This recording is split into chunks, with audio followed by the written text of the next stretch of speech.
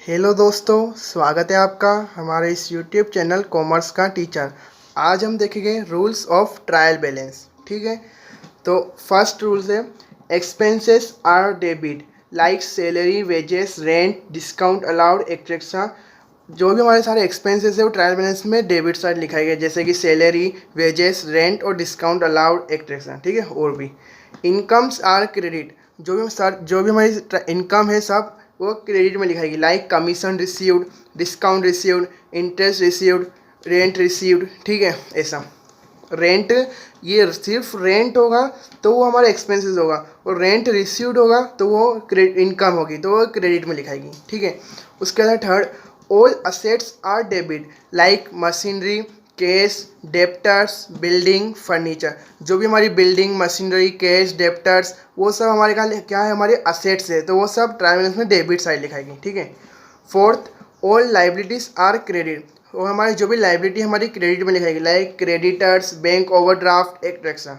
ठीक है, फिफ्थ है बिल रिसीवेबल हमेशा डेबिट में लिखाएगा ट्रायल बैलेंस के। बिल रिसीवेबल हमेशा डेबिट में और बिल पेबल हमेशा क्रेडिट में। ठीक है, बिल रिसीवेबल हमेशा डेबिट में और बिल पेबल हमेशा क्रेडिट में। ठीक है, उसके बाद है फिर सेवन्थ वाला परचेसेस डेबिट और परचेस रिटर्न क्रेडिट। ठीक है, सॉरी परचेस रिटर्न है, परचेसेस हमेशा डेबिट में लिखाए गए और परचेस रिटर्न हमेशा क्रेडिट में। उसके बाद एट्थ, सेल्स हमेशा क्रेडिट में लिखाए गए और सेल्स रिटर्न हमेशा डेबिट में, यानी कि अपोजिट, परचेस डेबिट में होगा तो परचेस रिटर्न क्रेडिट में, यानी कि सेल्स क्रेडिट में होगा तो सेल्स रिटर्न डेबिट में। ठीक है, उसके बाद नाइन्थ, ड्राइंग्स हमेशा डेबिट में लिखाएगी। ठीक है, और कैपिटल टेंथ कैपिटल हमेशा क्रेडिट में लिखाएगा। ठीक है, कैपिटल हमेशा क्रेडिट में और ड्राइंग्स हमेशा डेबिट में। उसके बाद 11th, बेड डेब्ट्स हमेशा डेबिट में लिखाएगा और बेड डेब्ट्स रिजर्व या फिर रिकवर्ड हमेशा क्रेडिट में लिखाएगा। यानी बेड डेब्ट्स, सिर्फ बेड डेब्ट्स होगा तो कहाँ पे लिखाएगा, डेबिट में, और बेड डेब्ट्स रिजर्व या बेड डेब्ट्स रिकवर्ड हो जाएगा तो कहाँ पे लिखाएगा हमको, क्रेडिट में। ठीक है, ये हो गए इतने रूल। अब इसके बाद में देखते हैं क्या होता है। बैंक हमेशा डेबिट में लिखाएगा और बुक ओवरड्राफ्ट या बैंक ओवरड्राफ्ट हमेशा क्रेडिट में लिखाएगा। ठीक है, due from Ram.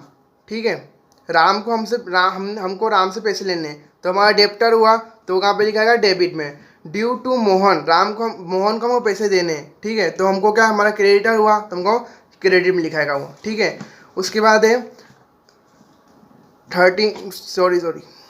17, loan from Ram credit में लिखाएगा। ठीक है, राम से हमने लोन लिया। ठीक है, इतने लोन टू शाम को हमने लोन दिया तो वो डेबिट में लिखाएगा।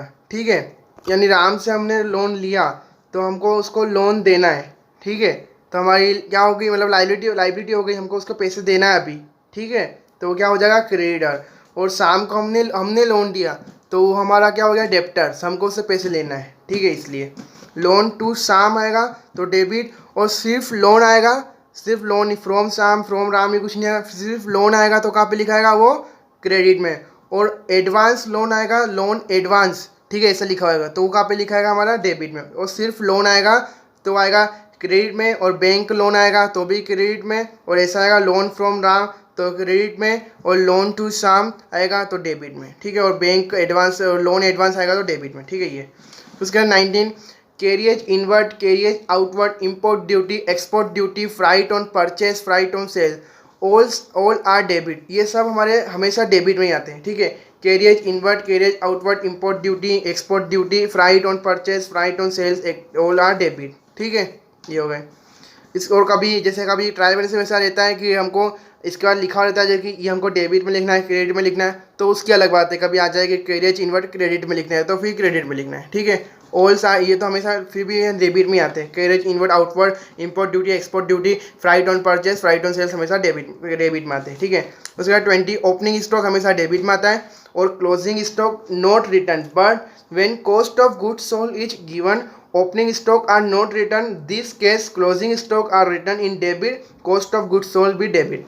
ठीक है, ओपनिंग स्टॉक हमेशा डेबिट में लिखा था और क्लोजिंग स्टॉक नहीं लिखाता है, पर जब क्वेश्चन में हमको गिवन होगा कॉस्ट ऑफ गुड्स सोल्ड तो ओपनिंग स्टॉक नहीं लिखाएगा, और उसकी जगह क्लोजिंग स्टॉक लिखाएगा, वो डेबिट साइड में लिखाएगा ट्रायल बैलेंस के, और जो कॉस्ट ऑफ गुड्स सोल्ड है वो भी डेबिट साइड में लिखाएगा ट्रायल बैलेंस के।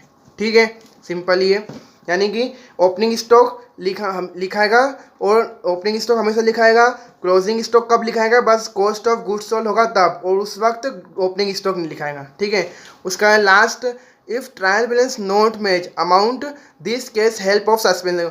जब भी ट्रायल बैलेंस का अमाउंट मैच नहीं होता है, हमारा इक्वल नहीं होता है, तो हम किसकी हेल्प लेते हैं, सस्पेंस अकाउंट। यानी कि जैसे हमारा डेबिट साइड में काम आ रही है टोटलिंग, तो सस्पेंस अकाउंट के नाम से लिख के, उस सस्पेंस अकाउंट का नाम से लिख के जितना अमाउंट कमा रहा है डेबिट में कमा रहा है डेबिट में, क्रेडिट में कमा रहा है क्रेडिट में, उतना अमाउंट लिखना है। ठीक है, ये हो गए हमारे सारे रूल्स ऑफ ट्रायल बैलेंस। और आप इन रूल्स का स्क्रीनशॉट लेना चाहते हो आप ले सकते हो, मैं एक एक फोटो करके रख रहा हूँ, स्क्रीनशॉट ले सकते हो। ठीक है,